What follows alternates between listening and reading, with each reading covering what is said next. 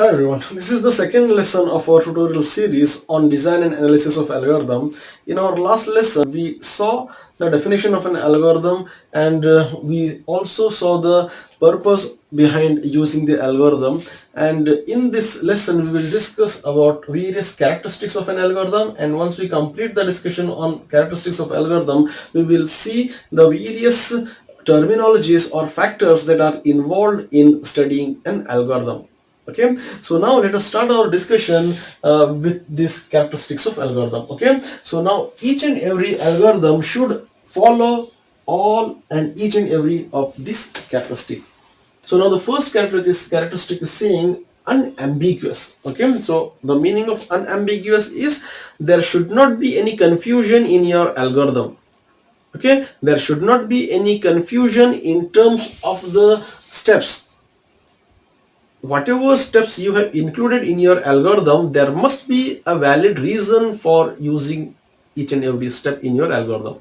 Okay, so there should be a clarity in terms of steps, and there should be clarity in terms of input which you are receiving from the user, and your algorithm must lead to one meaning. Okay, so that is what the meaning of this unambiguous. There has to be only one meaning. If your algorithm is giving you more than one meaning, then there will be a confusion.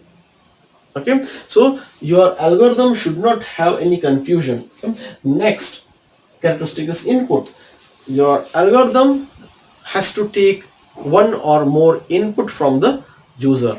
Then third characteristic is, yes, it should provide you the output. Once it receives an input from the user, after processing that input and performing some actions on that input, it should convert that input into a desired output. Next, definiteness. Stop after finite steps. Okay, so algorithm should know that after executing these many number of steps, it should be terminated. There has to be a finiteness.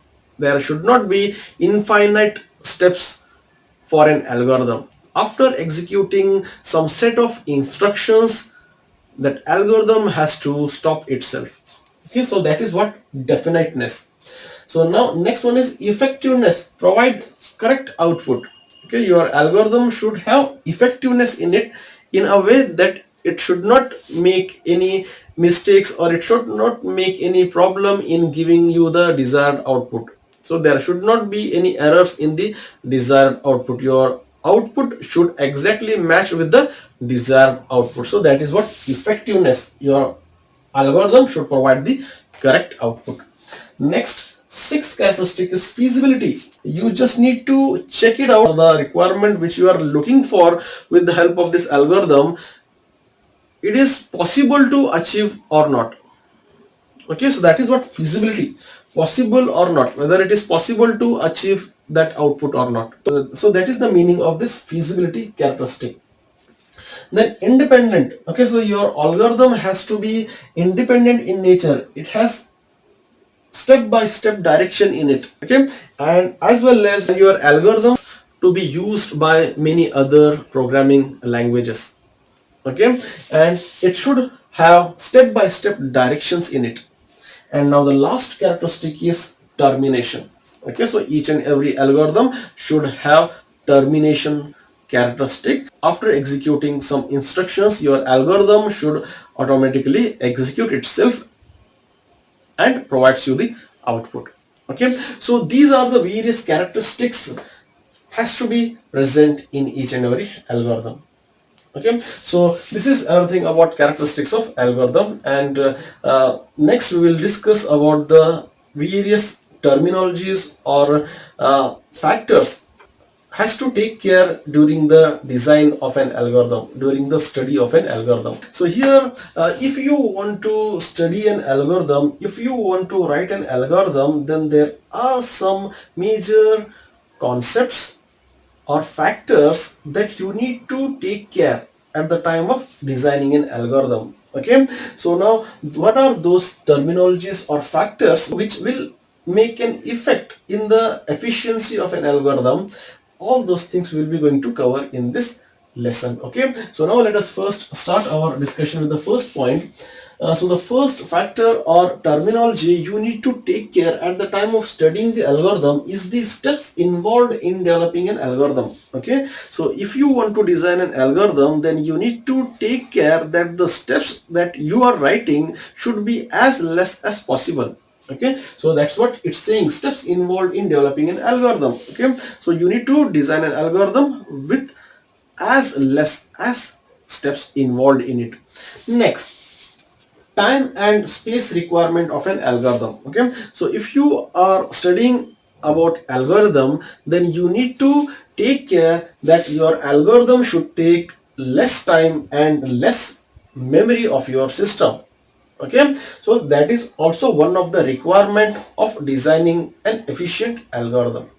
Okay, now the third point is operations count and steps count. Okay, so the number of steps present in your algorithm is also matters the efficiency of the algorithm or the complexity of an algorithm. Okay, and how you have written the logic to develop those operations also going to impact on the efficiency of an algorithm. Okay, and also the count of the steps. So these three things majorly affect on the efficiency of the algorithm. Okay, so you need to handle these three factors carefully at the time of designing the algorithm. Okay, so apart from these three factors or terminologies, another thing you need to take care is the asymptotic notations. So whenever you will be designing an algorithm, and when you completed that algorithm, then you need to evaluate that algorithm based on the efficiency. Okay, and you can evaluate that algorithm based on this asymptotic notations. So these asymptotic notations are the expressions used to represent the complexity of an algorithm. So I'm sure you guys have understood. So we use these asymptotic notations like big O, theta and omega to evaluate the or to represent the complexity of an algorithm. Generally, we will be writing the algorithm to get the output in less time and by taking less memory. So how much time our algorithm will going to take and how much space our algorithm will going to take, we cannot exactly evaluate those things. So for evaluating the time and space that has been taken by an algorithm can be properly evaluated with these asymptotic notations. Okay, so now with the help of an example, we'll try to see what is this big O, theta and omega. So big O is always been called as worst case, and theta is been termed as average case, and omega is been termed as best case. Okay, so what is this worst case, average case and best case? Okay, so suppose you have written an algorithm for searching an element in an array of size 10. That means 10 elements will be stored inside that array. Okay, and your algorithm has to search a specific element from that array of 10 elements.